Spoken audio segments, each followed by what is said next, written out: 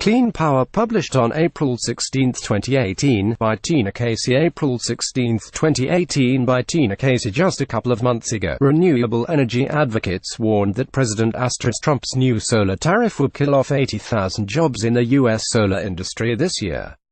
Welp, the 30% tariff on imported photovoltaic panels went into effect on February 7, and new evidence shows that the industry is still alive and kicking. That's great news as far as the national picture goes. However, when you break it down to the state level, the devil is in the details. Tariff or not, solar job growth is likely to continue at a healthy clip in some states, but not in others. What's keeping the U.S. solar industry afloat? If the intent of the new solar tariff was to throttle clean power in the U.S., it worked better in 2017, when Trump was still mulling it over. Uncertainty over the tariff is one factor cited by the Solar Foundation, which reported a loss of 9,800 jobs compared to the peak employment year of 2016. Now that the tariff is actually in effect, solar jobs could meet the record-setting pace of 2016, or even beat it by a small margin. So, what saved solar? One important factor is that PV modules only account for a fraction of installation costs. In the residential rooftop solar field, for example, the average breakdown is 25% for solar panels plus racks and other hardware needed to install them. The other 75% goes also to your installer's budget for marketing, administration, permitting, labor and other soft costs.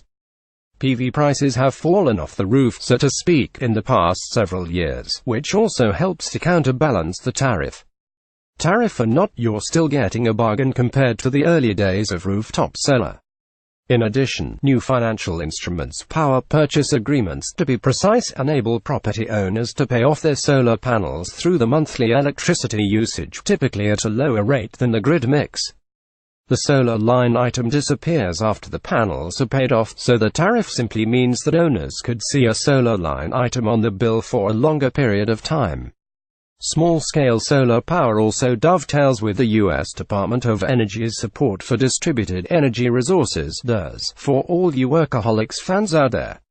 Local governments and businesses are attracted by the rate stability, reliability, and energy security afforded by small-scale, decentralized solar installations, and the new tariff is not likely to change that focus.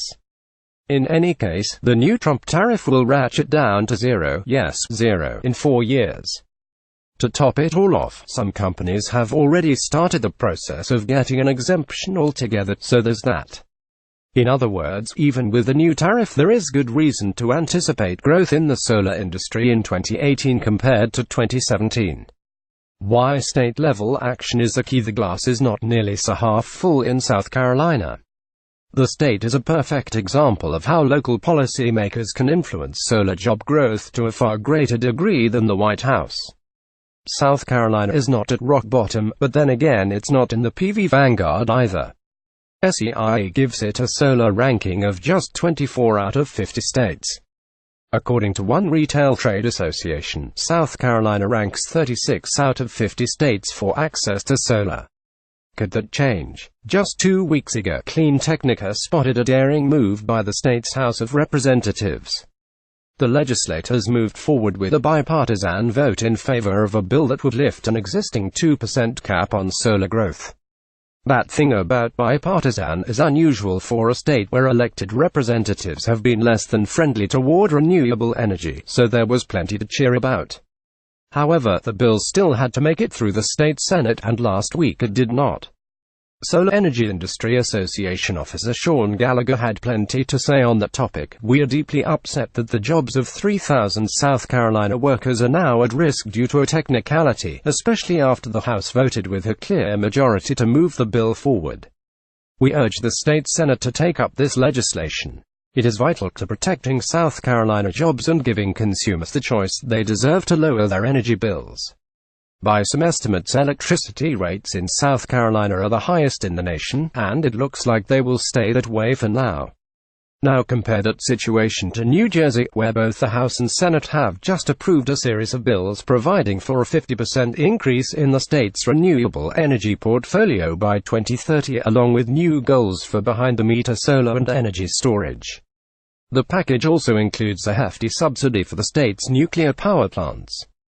As of this writing, the energy bills haven't made it to Governor Phil Murphy's desk yet, so stay tuned for more on that.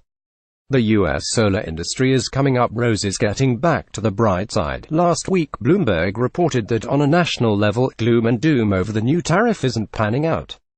Bloomberg notes that solar companies had ample time to stockpile solar panels at pre-tariff prices. The industry is still in growth mode. The tariffs weren't as onerous as feared, and developers hoarded panels. The tariffs will last only 4 years, will gradually decline in each of the last 3, and there are exceptions to them. Here's the bottom line according to Bloomberg reporter Brian Eckhouse. While 2018 is unlikely to be a banner year for the U.S. industry, solar proponents now say the number of new jobs could inch past a 2016 record. Looking ahead to the long term, another important factor is innovation in other key elements of the PV industry, which drives down costs. A growth in the energy storage market will also help keep things humming along. Then there's the Department of Energy, which has continued its renewable energy and climate change missions. For example, the agency's rooftop PV guide is still online with this cheery message for homeowners. Since 2008, hundreds of thousands of solar panels have popped up across the country as an increasing number of Americans choose to power their daily lives with the sun's energy. Thanks in part to the Solar Energy Technologies Office's investments, the cost of going solar goes down every year. Come to think of it, though, there may be trouble up ahead for the agency. All through last year and into this January, Energy Secretary Rick Perry was vigorously tooting the renewable energy horn. That lasted into January with a strong signal to the global wind industry. However, in recent weeks the flurry of good news about renewables seems to have slowed to a trickle. Anybody else notice the shift? Any bets on whether or not Perry will shift back into renewables mode after the federal budget questions are settled? If you do, drop us a note in the comment thread. Follow me on Twitter, as of this writing. Image screenshot cropped via energy.sc.gov. Tags: Solar Tariffs, South Carolina.